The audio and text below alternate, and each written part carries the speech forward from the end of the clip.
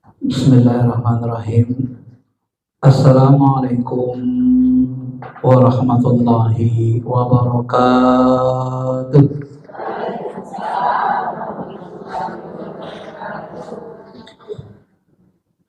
Alhamdulillahi hamdan na'imin. Alhamdulillahilladzi ahyana. Alhamdulillahilladzi khalaqana wa ja'alana minal khalifatil fil ard lina'muru fiha wa la nufsidu fiha abada.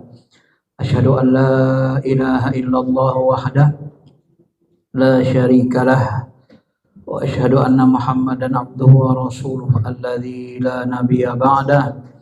Allahumma shalli ala habibina syafi'ina Muhammadin wa ala alihi wa sahbihi ajma'in, amma ba'd. Ibu-ibu yang dirahmati Allah Subhanahu wa taala, mari sama-sama kita mensyukuri kehidupan yang Allah berikan kepada kita. Karena setelah kehidupan, setelah adanya kehidupan, baru ada nikmat akhirat. Tanpa menjalani proses kehidupan ini, kita tidak akan menemukan yang namanya kebahagiaan akhirat. Mudah-mudahan dengan kita mensyukuri umur kita ini, hidup kita, Allah jadikan hidup kita bermanfaat, dijadikan kita sebagai orang yang taat, orang yang soleh, dan mudah-mudahan nanti kita dipanggil dalam keadaan husnul khotimah, sehingga kita bisa berkumpul bersama Nabi, para wali Allah dari kalangan sahabat, tabi'in, tabi'in, keluarga kita yang soleh dan solehah, serta guru-guru kita. Amin amin ya rabbal alamin. Ibu-ibu yang dirahmati Allah Subhanahu wa taala, ayat yang kita bacakan tadi, ini ada 3 ayat. Yang dibahas itu adalah ayat 10. Kenapa ketika kita mau membahas satu ayat 10 dimunculkan, dibaca ayat sebelumnya satu ayat dan sesudahnya satu ayat? Di dalam ulumul Quran ada namanya ilmu munasabah. Munasabah itu hubungan ayat sebelum dan sesudahnya. Jadi kata sebahagian ulama, ayat itu saling berkaitan, ada hubungannya. Maka sebelum kita membahas ayat 10, kita lihat ayat 1, ayat 9 sebelumnya. Ya ayyuhalladzina amanu, wahai orang beriman, la tulhikum amwalukum wala auladukum an dzikrillah. Jangan harta bendamu, anak-anakmu membuat lalai dari mengingat Allah. Siapa yang berbuat demikian, mereka itulah orang yang rugi. Lalu ayat 10 yang menjadi pokok bahasan, infakkanlah, ya, wa anfiqu mimma razaqnakum min qabli. Ya, infakkanlah sebahagian yang telah kami anugerahkan kepadamu, min qabli ayyatiyakum ahadukumul maut, sebelum kematian datang kepada seorang kamu. Gitu. Kalau sudah datang kematian, sudah meninggal, salah satu yang sangat-sangat dirugikan, dikesalkan orang yang sudah meninggal adalah, lalu dia berkata sambil menyesal. Apa katanya? Rabbi laula akharantani ila ajalin qarib fa asaddaqa wa akum minas sholihin. Wahai Tuhanku, seandainya engkau akhirkan, engkau tunda saja umurku, ya, berikan aku sedikit waktu, tambah lagi umurku, ila ajalin qarib. Kalau kau panjangkan umurku, fa asaddaq, maka aku akan bersedekah dan aku akan menjadi orang soleh. Nah, kalau bahasa orang biasa, biasalah orang yang belum diberikan ujian, biasa janjinya macam-macam, kan gitu. Iya, sama dengan kalau orang yang bernazar, nanti kalau aku begini, begini laku, kalau aku begini, begini laku. Tapi setelah diberikan begini, ternyata dia tidak begitu. Ya, Apalagi orang yang sudah meninggal ini. Nah, salah satu yang mereka kesalkan, mereka sedihkan dalam ayat ini adalah mereka kurang sedekahnya selama hidup. Ya. Fasodak. Ya. Aku akan sedekah ya Allah. Aku akan dekat bersedekah dan aku termasuk orang yang soleh. Lalu Allah katakan, walai yuakhirallahu nafsan iza jaa ajaluha. Allah tidak akan menunda kematian kalau sudah tiba waktunya. Wallahu khabirum bima ta'malun. Allah itu lebih kenal dengan dirimu. Kalau sudah dikasih kesempatan 60 tahun masih nggak berubah, mau berapa tahun lagi baru berubah? Udah 70 tahun masih gitu-gitu juga. Mau berapa ratus tahun lagi dikasih, sama aja nanti tuh. Nah, karena udah puluhan tahun, bukan sebentar. Gitu kan. Kira-kira begitulah bahasa halus Allah Subhanahu wa Ta'ala. Allah lebih kenal dengan dirimu.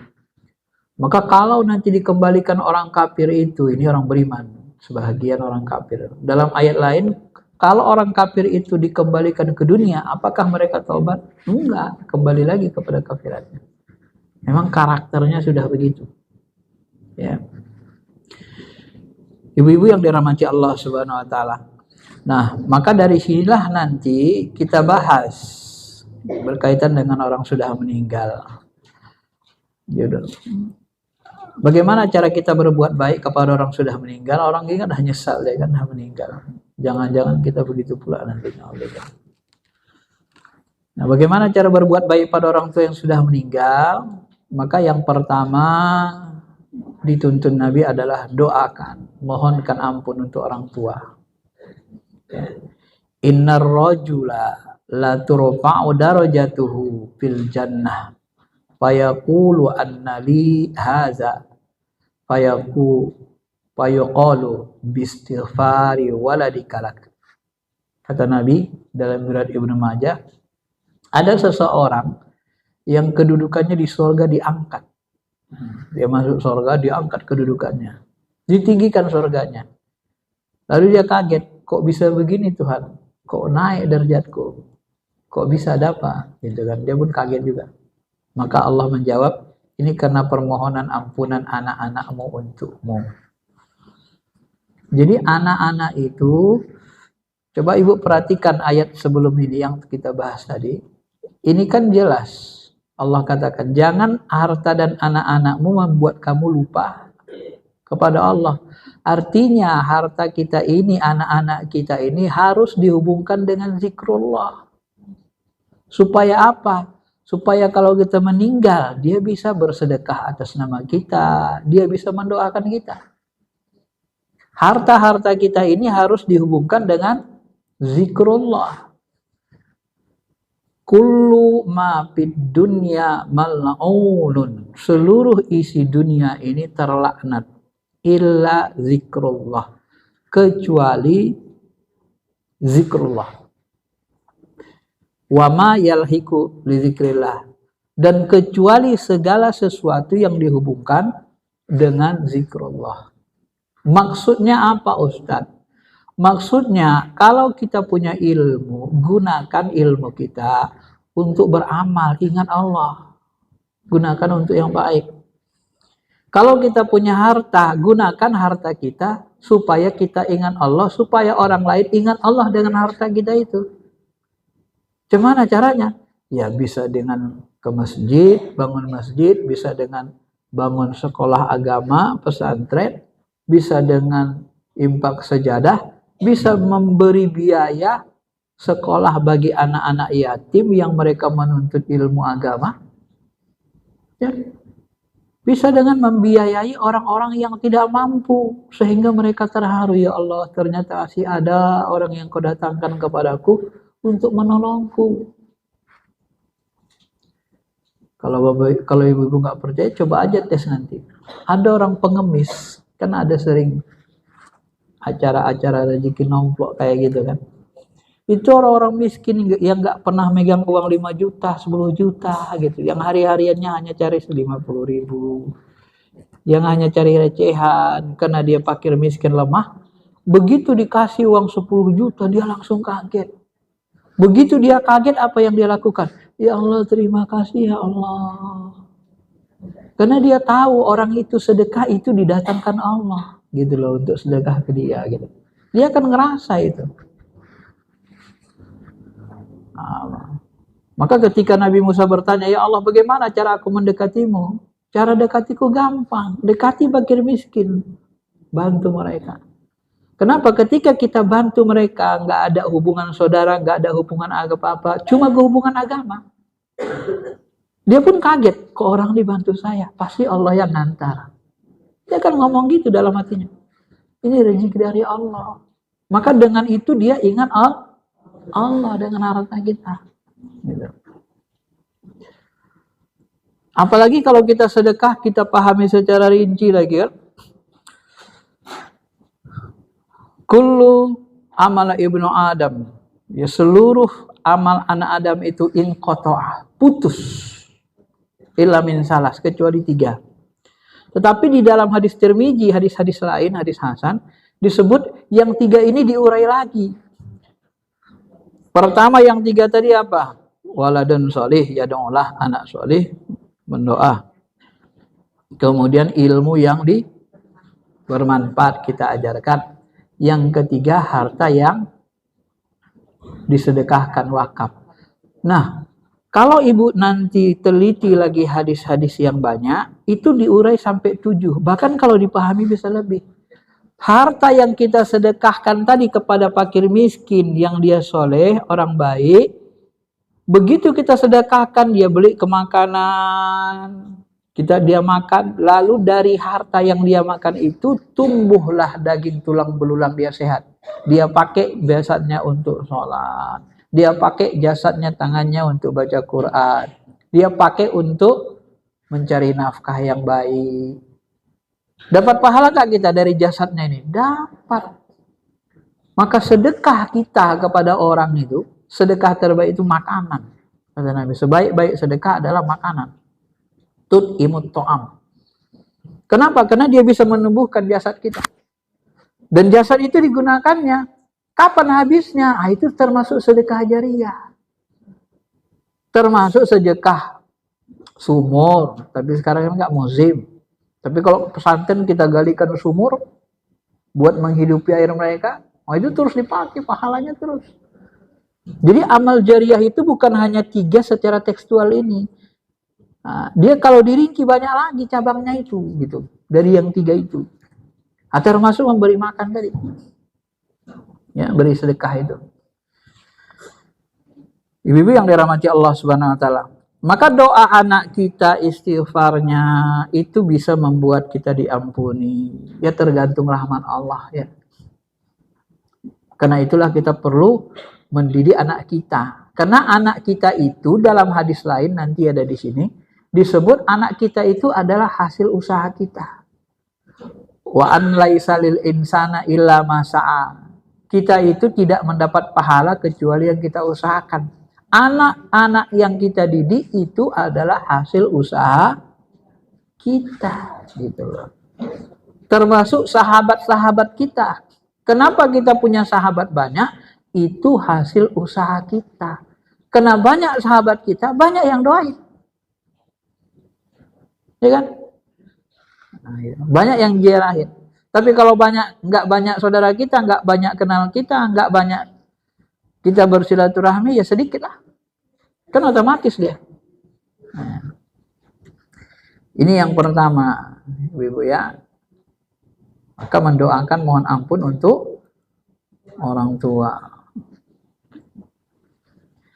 Yang kedua, melunasi hutang. Menunaikan nazarnya dan menjalankan wasiatnya. Kalau ada hartanya wajib didulukan bayar hutang.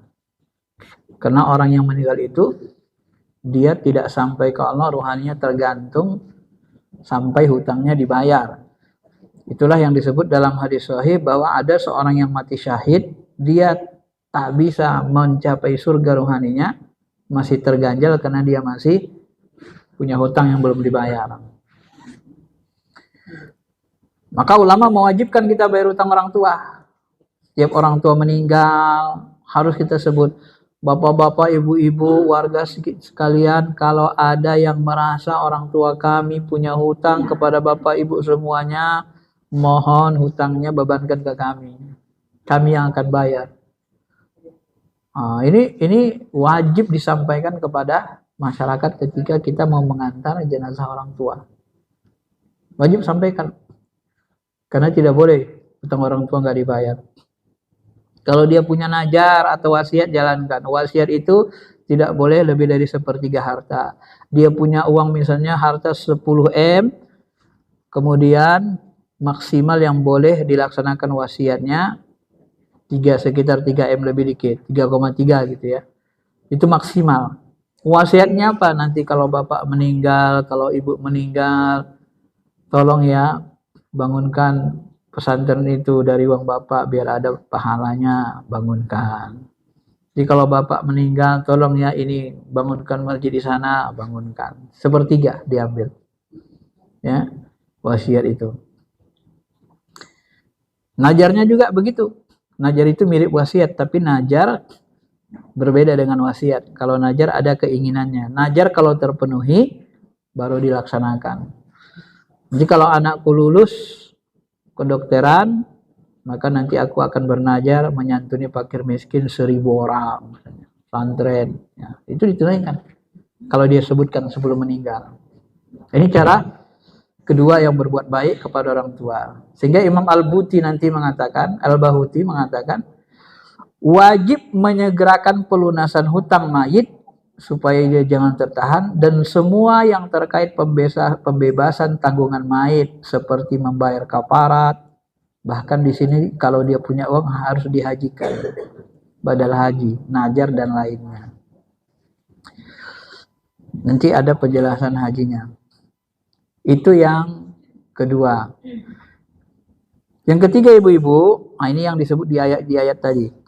Bersedekah atas nama orang tua, termasuk wakaf amal jariah lainnya. Ini dalam Sahih Bukhari dikatakan, ada seorang mendatangi Rasul. Dia katakan, ya Rasulullah, inna ummi tuwfiyat wa ana ghaibun anha. Ya Rasulullah, ibuku dah meninggal. Waktu ibu meninggal aku nggak ada di situ. Aku lagi di luar kota, gak jumpa sama ibuku. Ya. Ayam pauha syai'un in tasaddaqtu bihi anha. Apakah bermanfaat jika aku bersedekah kepadanya? Ya, sesuatu bersedekah kepadanya. Apakah bermanfaat? Kata Rasul, "Na'am, ya bermanfaat." Nah, dari sinilah dipahami ulama, sedekah anak-anak, ya, sedekah keluarga, terutama anaknya sampai kepada orang tua. Cuma ulama berbeda pendapat sedekah orang lain atas nama kita sampai tidak. Sebahagian mengatakan sampai, sebahagian tidak. Maka dari sinilah nanti, kalau dalam hadis ini ada hadis lain disebut, bahwa sahabat ini, kalau begitu ya Rasulullah, engkau jadi saksi, aku sedekahkan kebun kurmaku atas nama orang tuaku. Nah, inilah hadis sahih dalil paling kuat bahwa kita dianjurkan bersedekah atas nama orang tua. Nah, bagaimana cara sedekah atas nama orang tua? Begitu hadis ini disebar ke seluruh negara-negara Islam dunia, maka cara sedekahnya berbeda-beda nanti sesuai dengan adat budaya masyarakat Islamnya. Kalau orang NU di Jawa misalnya, mungkin sebagian kita juga melaksanakannya, ada namanya sedekah arwah, ya kan? Serem namanya Bu ya, serem ya. Kalau yang baik-baik gitu dibuat serem. Kalau yang buruk-buruk kadang dibuat indah, ya kan? Apa sedekah arwah coba? Ya sedekah atas nama orang tua yang udah meninggal. Nah, itu sudah akar arwah. Sedekah buat ruh yang sudah meninggal orang tuanya. Disebut sedekah arwah. Nah, ini ijtihad. Maka nanti mereka sedekah, ada yang sedekah. Ya kalau sedekah kebun kurma kan nggak punya kebun kurma. Jadi punyanya apa? Udahlah, panggil aja lah warga, kami mau sedekah. Nasi uduk, nasi tumpeng, kue, udang, ikan, apa lagi? Yang ada dapur semua keluarin. Gitu kan. Nah, pokoknya yang halal. Kalau nggak halal nggak boleh. Nah, jadi sedekah semua. Panggil warga, kami mau sedekah. Nah, itulah disedekahin. Nah, apakah ini boleh? Ya boleh, dalilnya ini. Semua ulama sebenarnya membolehkan. Baik ulama besar di Muhammadiyah, di NU membolehkan, Buya Hamka membolehkan. Cuma yang sebahagian ulama tidak bolehkan itu kalau mohon maaf ahli baitnya itu orang yang kurang berpunya, ekonominya lemah, dipaksa lagi dia jual tanahnya. Sawahnya cuma 2 hektar, disuruh jual 1 hektar. Itulah satu-satu cari makannya untuk sedekah. Nyusahin. Kalau bahasa ulama itu, bahasa kita, udah jatuh ditimpa tangga gitu. Enak gak itu? Jatuh timpa tangga lagi. Gelubab.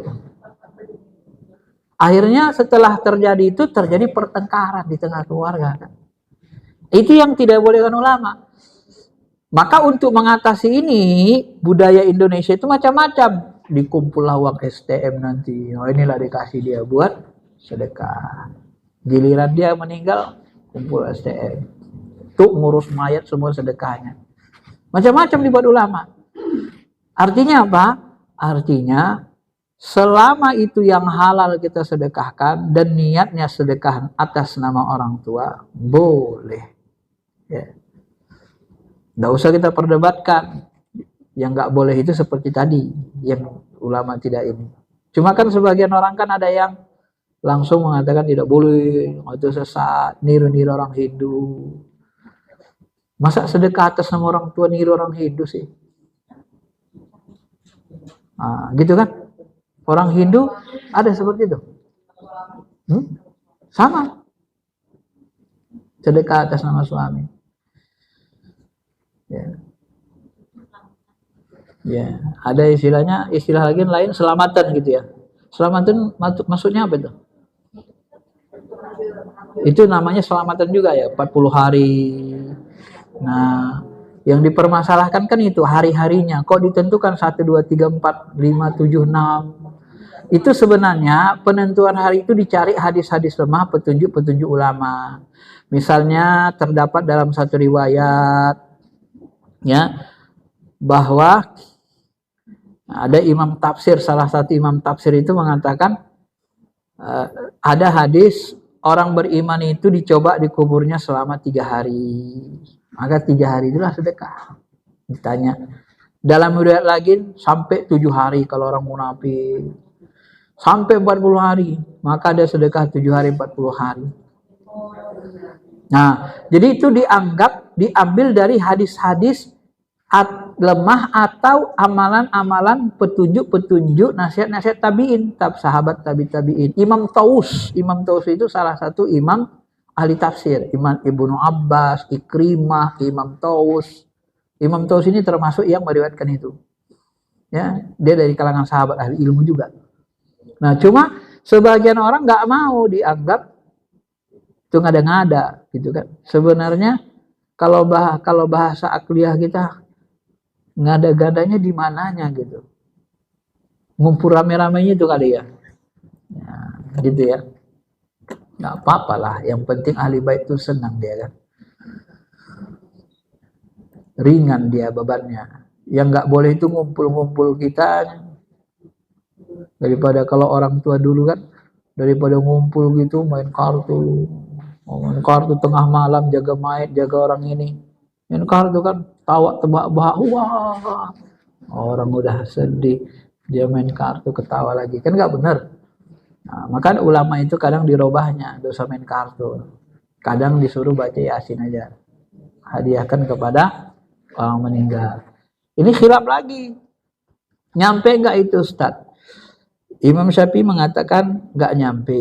Kata Imam Nawawi yang dimaksud Imam Syafi'i tak nyampe itu adalah kalau tak diniatkan. Ya. Ibu yakin nggak nyampe? pasti nggak nyampe, karena udah yakin duluan nggak nyampe. Inna abadi jonibi, saya sesuai sangka hambaku. Kalau Jinin MZ bilang, almarhum, kalau ibu mau tahu nyampe nggak nyampe bisa kita uji. Siapa mau duluan? Biar saya patihakan dari sini. Nanti habis itu bangkit lagi, Ustadz nggak nyampe Ustadz gitu, ngelapor. Ya. Ya tergantung niat saja. Niatnya apa? Kalau niatnya mbah kubur ya nggak boleh lah. Tapi kalau niat doain apa masalah? Iya, apa masalahnya di mana? Tidak ada masalah sebenarnya. Ya. Kalau secara fikihnya, fikih mazhabnya tidak ada masalah. Kenapa tidak ada masalah? Nggak ada kaidah haram di situ. Haramnya di mananya? Nggak ada, nggak ketemu kita. Kenapa? Ya namanya doain mayit kok. 40 hari. Ibu kalau baca nanti riwayat Imam Ahmad itu dia mendoakan Imam Syafi'i dalam doanya itu sampai 60 tahun. Sampai dia meninggal. Rabbighfirli wali walidayya wali Syafi'i Muhammad bin Idris Asy-Syafi'i. Karena gurunya Imam Syafi'i. Didoakannya. Itu puluhan tahun didoakan Imam Ahmad itu. Ya. Nah, mendoa itu di mana? Boleh nggak kita berdoa di masjid? Boleh. Di rumah? Di kuburan? Nah, di kuburan yang nggak boleh ngapain? Hah? Dangdutan ya. Ya nggak boleh kan nyembah kubur, minta-minta ke kuburan, ya. Nginjak-nginjak kubur, dangdutan. Kalau doain boleh, boleh. Ziarah boleh, boleh. Nah, kita nggak tahu dari mana datangnya sebagian orang yang anti ziarah. Dari mana datangnya pendapat itu, entah dari mana, nggak ngerti kita. Ya, mungkin mereka ketakutannya terlalu berlebihan, takut nyembah kubur gitu ya. Ibu bisa bedain kuburan sama Allah Ta'ala nggak? Bisa nggak bedain mana kuburan, mana Allah? Bisa? Hah? Kalau kuburan kelihatan, beda nggak Allah sama kuburan? Ya beda lah. Maafnya sebodoh-bodoh orang pasti bisa bedain mana Allah, mana kuburan gitu ya. Jadi kan aneh kalau orang rajin ziarah kubur disebut nyembah kuburan, kan sebenarnya aneh.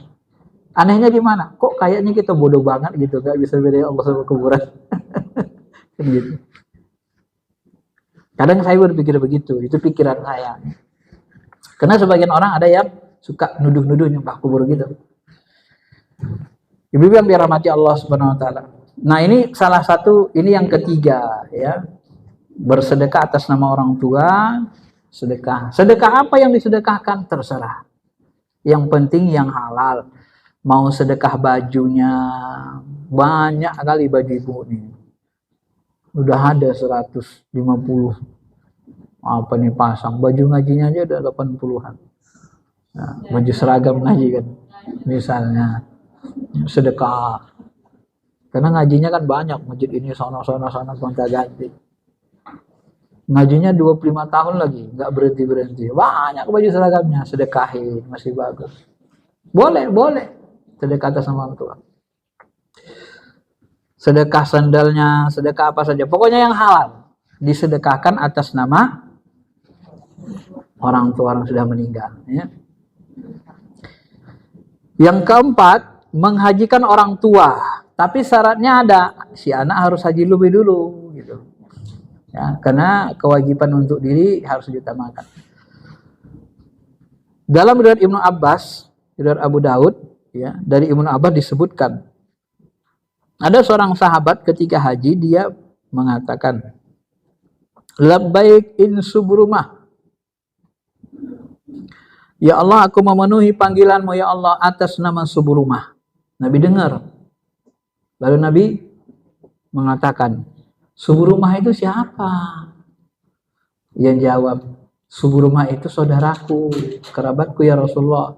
Maka Nabi mengatakan, engkau sudah haji untuk dirimu belum? Belum ya Rasul. Nah, kalau begitu, haji dulu untuk dirimu. baru nanti haji untuk subrumah. Nah, kalau kita lihat di sini, Bapak, Ibu-ibu yang dirahmati Allah, subrumah ini adalah akhun li au qaribul li. Jadi saudara. Nah, ini ada hubungan darah masih. Saudara atau orang dekat, qaribun. Saudara laki-laki. Ya. Sebenarnya kalau saudara laki-laki akhi bahasanya ya. Kalau akhul li ini bisa jadi maknanya saudara seiman, au qarib atau orang dekat, teman dekat. Ya. Apakah dia saudara satu darah atau saudara seiman? Gitu kan? Jadi kalau kita lihat di sini tidak mesti anak yang majikannya. Berarti orang lain. Muncullah pendapat ulama boleh badal haji. Maka rincinya nanti muncul lagi ijtihad. Kalau gitu boleh dong, sampai dong kalau orang lain membacakan Quran buat kita. Sedekah buat kita. Misalnya teman saya sedekah atas nama orang tua saya. Nah, sampai kata ulama. Karena haji aja nyampe. Haji kan wajib. Masa amalan sunnah gak nyampe? Nah, ini susahnya nanti kan gini. Ada orang berpendapat, wih kalau nyampe itu enak banget tuh. Kenapa? Ya bisa-bisa kita aja ngasih uang orang. Kasih uang sama ustadz ulama. Suruh ngajiin, suruh doain, suruh sholatin semua. Ya maksud soal kalau orang tua kita dengan bayar uang aja kan. Seolah-olah Allah itu bisa disogok pakai uang katanya. Tapi ada orang yang berpikir panjang gitu. Ya. Maka di sini ibu-ibu yang dirahmati Allah, kita harus niatnya baik sangka dan niatnya yang mudah-mudahan sampai. Apakah itu benar-benar sampai atau tidak? Sebenarnya itu kerjaan Allah. Menyampai atau mentidakkan itu, menerima atau menolak itu urusan Allah Ta'ala. Yang penting kita berusaha. Maka kalau orang aswaja ini kan gini dia. Udah doain aja. Sampai nggak nyampe bukan urusanmu. Udah doain aja. Jarah aja doain. Sedekah atas sama dia, doain, kirim Fatihah, kirim Al-Ikhlas. Ya. Kenapa begitu? Ya mudah-mudahan sampai. Tapi Imam Syafi'i bilang nggak sampai. Oh enggak, maksud Syafi'i itu kalau tidak diniatkan, ini kan diniatkan. Ibnu Taimiyah bilang bermanfaat, Imam Ahmad bilang nyampe. Ulama bilang banyak yang nyampe. Ya sudah, niatkan saja sampai. Ya. Tak yakin aku sampai. Ya udah nggak nyampe. Udah nggak yakin dia kan.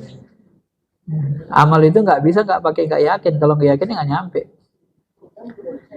Saya pernah nanya guru saya gitu kan, ada guru tarekat saya tanya. Sekalian menguji pendapat dia lah ya, mau tahu kita bagaimana. Tuanku, nyampe nggak pahala jikir-jikir ini kalau kita sampaikan ke orang meninggal? Apa jawab salah seorang guru kita itu? Jawabnya gini, Pak Faisal, yang menyampaikan itu kerja manusia apa kerja Tuhan? Ya, Tuhan lah yang menyampaikan, kerja Tuhan. Kalau kerja Tuhan, ngapainlah Pak Faisal lurus katanya. Ada kerjaan Tuhan diurus katanya. Jadi kerja kita apa? Ya kerja kita mendoain, beramal. Kalau nggak nyampe buat kita, nggak apa-apa kan? Imam Ali pernah debat sama orang kafir. Ini logikanya. Kata orang kafir, kami nggak percaya, orang ateis nggak percaya itu ada azab kubur, azab akhirat. Baik, kata Imam Ali. Kalian nggak percaya kan? Ya. Saya percaya. Saya percaya ada azab kubur, azab siksa akhirat, ada kebahagiaan akhirat. Apa beda saya dengan kalian, orang ateis, orang kafir? Bedanya, saya pasti tetap menang dari kalian. Tetap untung dari kalian. Kenapa bisa begitu? Ya kalau seandainya azab kubur itu, azab akhirat itu tidak ada,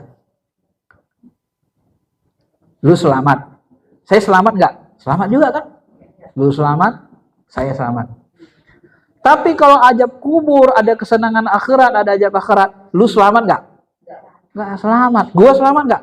Selamat. Saya tetap untung. Di posisi manapun dia tetap untung saya katanya. Jadi lu mau pilih mana? milih kafir atau milih percaya? Kalau lu milih kafir ada azab akhirat, lu habis. Tapi kalau saya percaya akhirat, saya aman. Nah, jadi orang kafir itu dalam posisi rugi. Di mana-mana dia rugi. Ada tidak ada azab akhirat, dia pasti rugi. Nah ini kalau logika ini kita bawa, sampai tidak sampai, yang untung siapa? Yang beramal, mendoakan. Gak sampai pun amalnya buat dia kan. Ya. Jadi ngapain dipaksa-paksa? Gak nyampe itu gak seberang. Ngapain dipaksa-paksa? Kan rugi juga mereka yang mengatakan gak nyampe. Gak ada yang doain, bener? Iya kan? Rugi, gak ada yang bantu. Logikanya kan begitu sebenarnya. Kalau kita bawa ke nalar. Maka disitulah nanti sebagian ulama, ini haji ini kan amalan pokok, fardu. Maka orang tua kita belum haji, wajib haji. Ya, apalagi dalam hadis sahih yang lain disebut haji itu hutang kepada Allah. Hutang kepada Allah lebih wajib dilunasi kata Nabi daripada hutang ke manusia. Ya. Maka wajib badalin haji orang tua kita yang udah meninggal, badalkan hajinya. Badal haji kan gak mahal.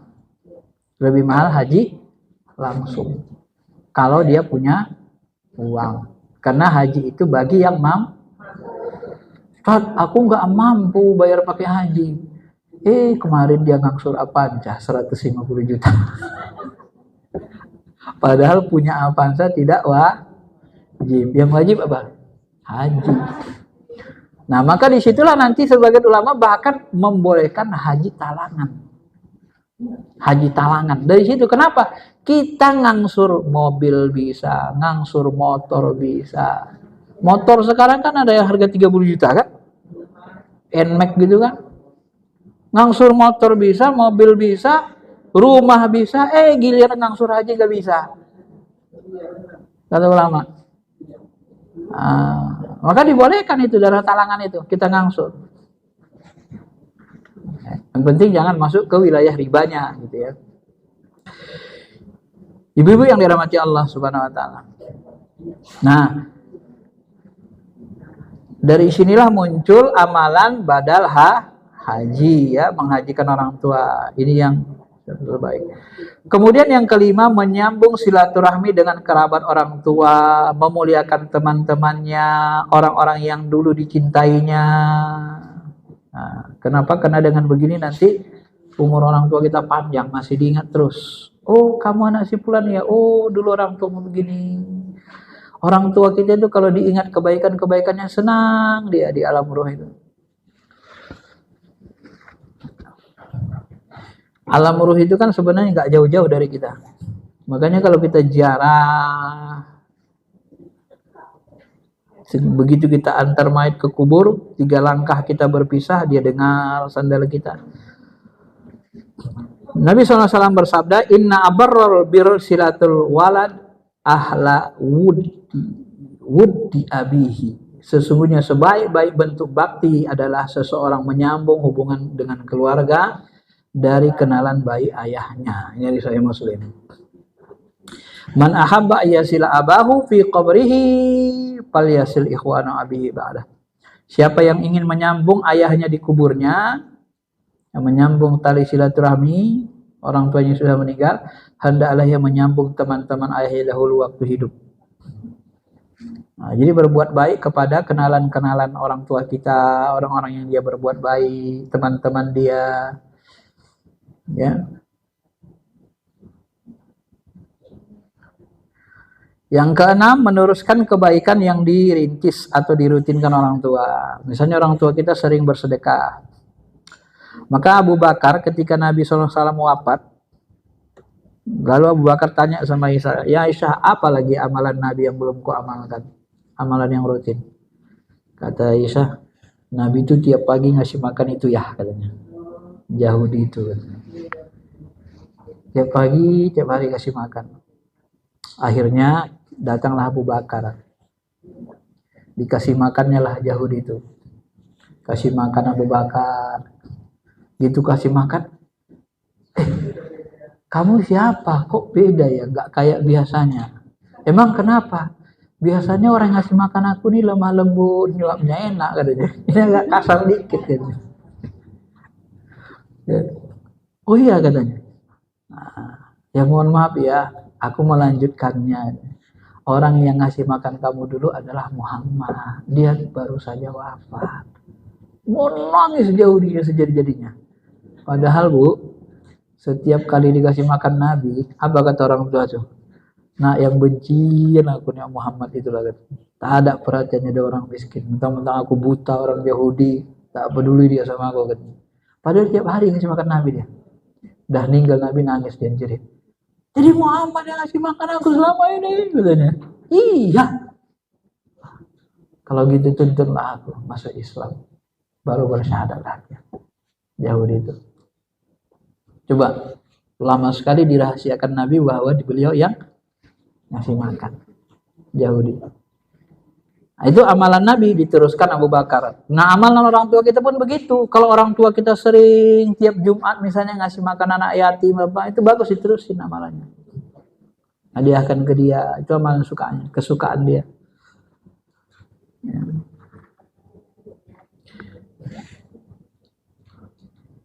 Senang dia itu di alam roh. Kalau Allah bukakan hijabnya dia lihat, senang bahagia orang tua kita. Sampai dia. Maka anak-anak yang menghafal Quran pun nanti, itu nanti orang tuanya diberikan mahkota dalam bentuk cahaya, lebih terang dari cahaya matahari. Anaknya yang beramal, orang tuanya dapat mahkota. Nah, itu kelebihannya, gitu ya.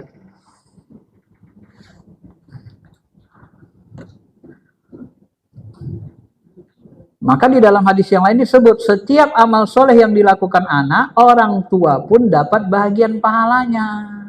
Nah, inilah yang saya sebut tadi di awal. Wa alaisal insana illa ma sa'a. Manusia itu tidak memperoleh kecuali apa yang diusahakannya. Nah, lalu Nabi mengatakan inna atyaba ma akaltum min kasbikum wa inna auladukum min kasbikum. Nah, coba ini lihat. Sesungguhnya sebaik-baik makanan yang kalian makan adalah hasil usaha sendiri. Sesungguhnya anak-anak itu merupakan bahagian dari kalian usahakan. Jadi adanya anak soleh itu hasil usaha orang tuanya. Maka seluruh amalan anak soleh ini itu nyampe ke orang tuanya, Pak. Bu, tahu Ibu kenapa nyampe? Kalau cerita ini kadang merinding saya. Tahu Ibu kenapa nyampe? Mohon maaf nih. Tapi ini ilmu. Coba lihat jasad kita nih. Kita beramal pakai jasad kan? Makan, minum. Kita pakai semua kan? Dari ujung ubun-ubun sampai ujung. Saya mau tanya, jasad kita ini punya siapa? Semuanya punya Allah. Tapi sebelum Allah, Allah itu menciptakan jasad kita ini lewat siapa? Ayah, Jadi Bapak, Ibu, jasad kita ini itu punya ayah ibu kita. Nggak ada yang punya kita. Paham? Jasad kita ini adalah punya ayah ibu kita. Karena ada ayah ibu kita nikah, mereka itulah dijadikan Allah perantara untuk mencipta manusia terbaik. Maka kalau dalam bahasa ilmu tasawufnya, orang tua kita itulah yang disebut dengan Rob. Bukan Rob dalam arti Allah, tapi Rob mendidik kita, pendidik. Rob itu artinya mendidik. Siapa yang mendidik kita? Orang tua.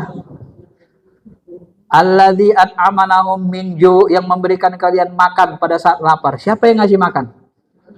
Orang tua jahirnya.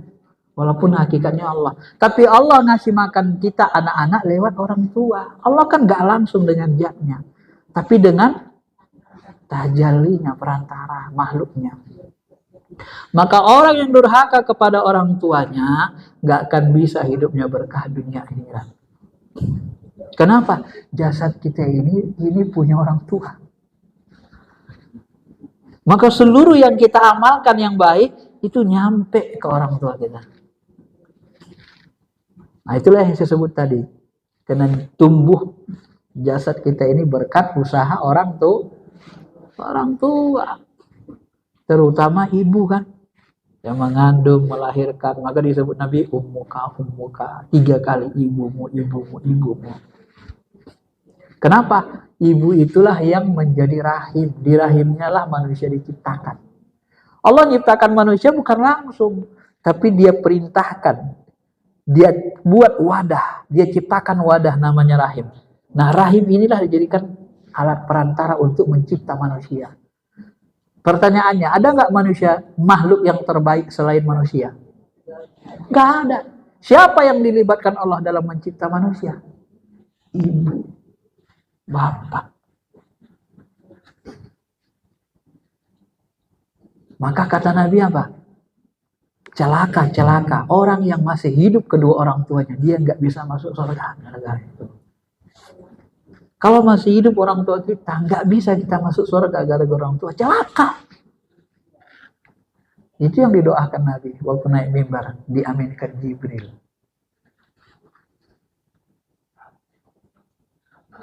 Ya. Ini anak-anak kita juga kadang nggak paham ilmu ini. Kalau nggak paham, enak aja durhaka kan, ngelawan orang tua.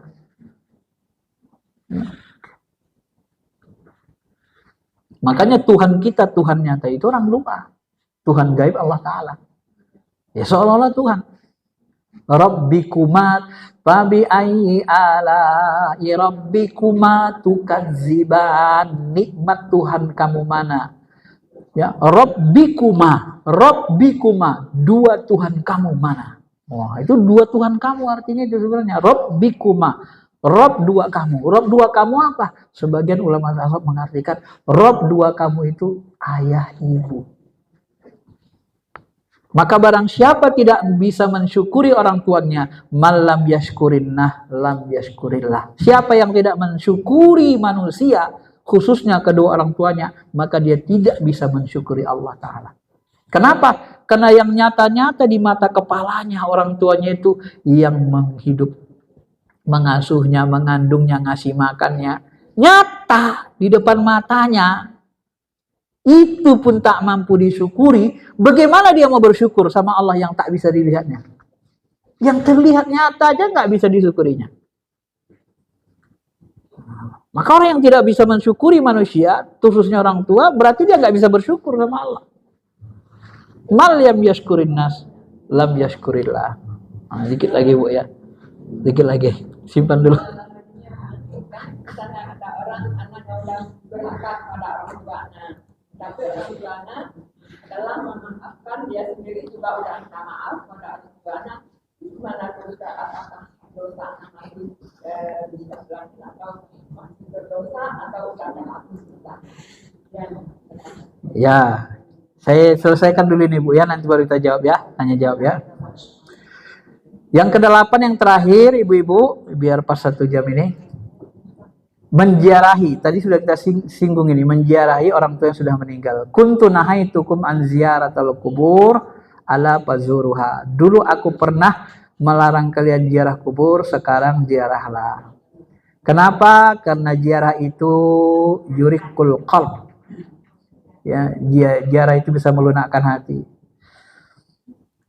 Nah, begitu kita ziarah teringat kita ya mak kita dulu, ya Allah, makku inilah dulu yang gini, ya Allah. Nangis kita di kuburan itu, ya Allah, ayahku inilah dulu yang begini, udah nggak ada. Sedihnya kita teringat, kita kenang-kenangan. Setelah kita doa, ya Allah, nangis, ya Allah, ampuni orang tua, ya Allah, sayangi ayah ini, ya Allah. Mereka yang sudah kita doain. Itu fungsi ziarah kubur itu. Ya. Teringat kita dengan akhirat. Ya, entar lagi mungkin kita akan nyusul, kita nggak tahu kan berapa umur kita. Kalau ibu mau duluan silakan. Janganlah kalian berkata buruk pada saat ziarah, nggak boleh cerita yang buruk-buruk, yang jelek-jelek ya. Nabi Muhammad pun sering diperintahkan, termasuk Jibril tengah malam kepada Nabi datang.